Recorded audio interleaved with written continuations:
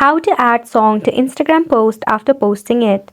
Hey there, welcome back to the channel, and let's get right into this tutorial. To add a song to Instagram post after posting it, tap open your Instagram application. Make sure you are logged into your Instagram account.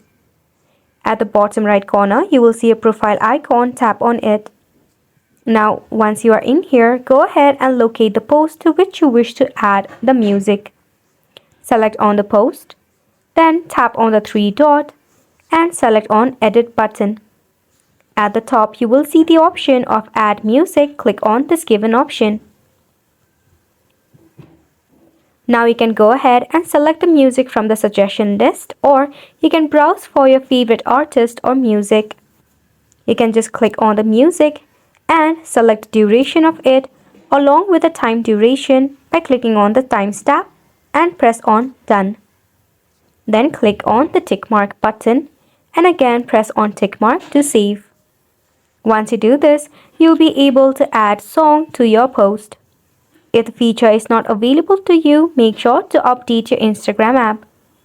And just like that, you have made it to the end of the video as well. Thank you so much for tuning in.